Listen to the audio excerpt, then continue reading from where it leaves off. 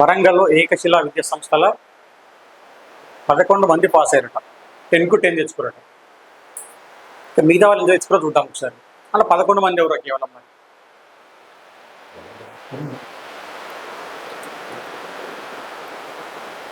10th ఏకశిలా విద్యాసంస్థ అత్యుత్తమ ఫలితాలు.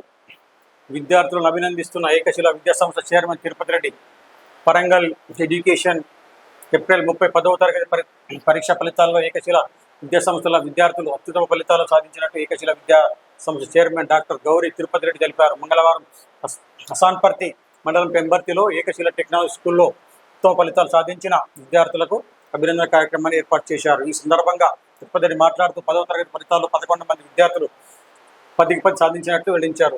100% ఉత్తీర్ణత సాధించామని విద్యార్థుల మెరుగైన భవిష్యత్తు కోసం ఏకశిలా విద్యా సంస్థలు హర్షాన్యంశలు కృషి చేస్తామని అన్నారు. ఇంతటి విజయానికి అధ్యాపకులు సమిష్టి కృషి, యాజమాన్యం నిరంతర పర్యవేక్షణతో పాటు చక్కటి ప్రణాళికలతో సాధ్యమని అన్నారు. ఈ కార్యక్రమంలో ఏకశిలా విద్యా సంస్థ director సుజారెడ్డి, vice principal K D Swarnaraj, academy incharge G Prasad, G Ramprasad, ఉపాధ్యాయులు రవి, కీర్తన, అరవింద్, రాజేందర్ తదితరులు పాల్గొన్నారు. ఏకశిలా వరంగల్ స్కూల్లో 11 మంది ఉన్నారా? 10కి 10 మార్కులు తెచ్చుకోవడానికి 10 మంది ఉన్నారా? ఇది ప్రజల ప్రశ్న. ప్రజలు ఏం అడుగుతున్నారంటే, మీ స్కూల్లో కేవలం 11 మంది ఉన్నారా? 11 మందితో స్కూల్ నడుస్తుందా? లేదా 100 మంది ఉన్నారు, 100 మందిలో 11 మంది ఎందుకు పాస్ అయ్యారు? మిగతా వాళ్ళు ఎందుకు పాస్ కాలేదు? ఎందుకు మార్కులు రాలేదు? పాస్ కావచ్చు లేకపోతే, కానీ 10కి 10 ఎందుకు రాలేదు? వీళ్ళు ఏం విద్యా సంస్థలు ఎట్లా ఉంటాయంటే, వాళ్ళ ఒక బిజినెస్. విద్యా సంస్థలు అంటేనే బిజినెస్. వాళ్ళు ఏం చేస్తారంటే,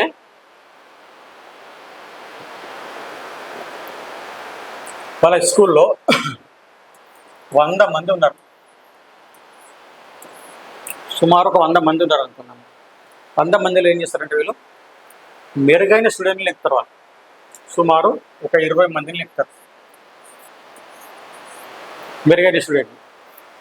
వీళ్ళని ఏం చేస్తారు, ప్రోత్సహిస్తుంటారు. ఇక ఏ విషయమైనా వీళ్ళతో షేర్ చేసుకుంటారు వాళ్ళు. అంటే నువ్వు మంచిగా చదవాలి, నువ్వు మంచి టాప్ ర్యాంక్ తెచ్చుకోవాలి, 10కి 10 తెచ్చుకోవాలి, 10కి 9 తెచ్చుకోవాలి. ఇక వాళ్ళు ఏంటంటే, మిగతా 80 మంది సంగతి కేవలం ఫీజుల వరకే. ఇది కేవలం ఫీజుల వరకే. కానీ 20 మందికి ఏం చేస్తారు వీళ్ళు, మరీ ప్రోత్సహిస్తుంటారు.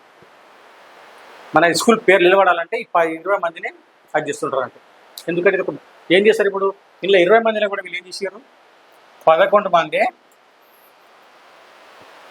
10కి 10 తెచ్చుకోరు. మిగతా ఏమయ్యారు, సుమారు 100 మంది అనుకుందాము, ఇంక 89, ఇంకా 90 మంది ఏమయ్యారు. ఈ 90 మందిని పట్టించుకునే దాఖలాలు ఉండే. ఈ స్కూల్ అనే కాదు, యావత్ తెలంగాణలో యావత్ తెలంగాణలో కూడా మిగతా విద్యార్థులను పట్టించుకోరు. ఎవరైతే మంచిగా చదువుతారో వాళ్ళనే వీళ్ళు పట్టించుకుంటారు. వాళ్ళని పట్టించుకొని వాళ్ళకి ఏదంటే అది ఎట్లా అంటే, వాళ్ళకి మంచి వీళ్ళకి ఒక స్పెషల్గా చెప్తుంటారు అంటే, వాళ్ళకి సార్లకు పలానా వ్యక్తిని మంచిగా అది చేయాలని చెప్పి చెప్తుంటారు. ఈ మిగతా సంగతి వాళ్ళకి కేవలం ఫీజులు మాత్రమే కావాలి. ఒకవేళ ఈ విద్యార్థులు 20 మందిని ఎవరైతే సెలెక్షన్ చేసుకుంటారో, ఫీజులు వెనక ముందైనా పెద్ద ఫరక పడదు. కానీ వీళ్ళకు 80 మందికి మాత్రము ఫీజులు టైం టు టైం కట్టవలసిందే. ఎందుకంటే వీళ్ళతో పేరు రాదు. 20 మందితో పేరు వస్తున్న ఆలోచనతో వెనుక ముందైనా సరి చేసుకుంటారు. యావత్ తెలంగాణలో ఇదే జరుగుతుంటుంది. ఇప్పుడు ఏం చేస్తారు, ఈ 11 మంది పాస్ అయ్యారు. వీళ్ళకొక సభ ఏర్పాటు చేసింది. వీళ్ళకొక చిన్న ప్రోగ్రామ్ ఏర్పాటు చేసింది. ఈ 11 మంది 11 మందిని చూసుకొని ఏం చేస్తారంటే, మళ్ళీ మనటువంటి వాళ్ళు మళ్ళీ 100 మందిని జాయిన్ చేస్తారు. ఈ 11 మందిని చూసుకొని మళ్ళీ 50 మంది 100 మందిని మనం జాయిన్ చేయాలని ఇలా ఆలోచన. మరి నా కొడుకు ఇటు చదివిండు, చదివినట్టు ఏకశిల అంటే ఎగ్జాంపుల్ చెప్తున్నా. ఏకశిల అంటే ఏకశిలనే కాదు, యావత్ తెలంగాణ జరిగేది. నెంబర్ 1 స్థానంలో ఏది ఉందంటే స్కూల్స్. నెంబర్ 1 బిజినెస్ ఏదంటే స్కూల్స్ కావచ్చు, కాలేజీలు కావచ్చు. పిల్లలు పిలుచుకొని తినేది ఏదంటే స్కూల్సే, కాలేజెసే. రక్తం దాగానే బట్ డబ్బులు వసూలు చేస్తారు. మనకేముంటుంది బాధ, పిల్లలు మంచిగా చదవాలని ఆలోచన ఉంటుంది. కాబట్టి మనం ఏదో సప్పో చేసో కష్టం చేసో ఏదో పైసలు కడుతుంటాం. కానీ వాళ్ళ ఆలోచన అది కాదు. మెరుగైన స్టూడెంట్ని తీసుకుంటారు, వాళ్ళని ఎక్కువ అది చేస్తారు. ఇక మిగతా వాళ్ళ గురించి వాళ్ళకి అవసరం లేదు కూడా. 80 ఇప్పుడు 100 మందిలో 20 మంది తీసుకుంటారు, 20 మందిలో 11 మంది పాస్ అయ్యారు. ఇంకా 9 మంది పరిస్థితి కూడా అట్లే ఉంటుంది. ఆ 8 మంది అయితే అది ఇంకా అది అంటే తక్కువ మార్కులు వస్తాయి, పాస్ గారని కాదు, తక్కువ మార్కులు వస్తాయి. కానీ మరి ఇది ఒక బిజినెస్ అన్నట్టు. ఈ స్కూల్స్ కాలేజీలు అంటేనే కేవలము డబ్బు, వాళ్ళకి డబ్బు కావాలి.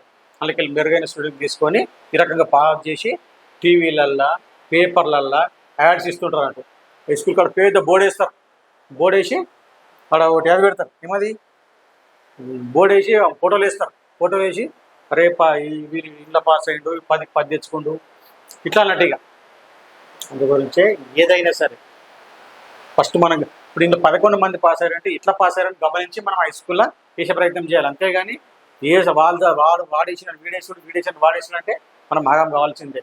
ఇది గమనించాలి ప్రజలారా.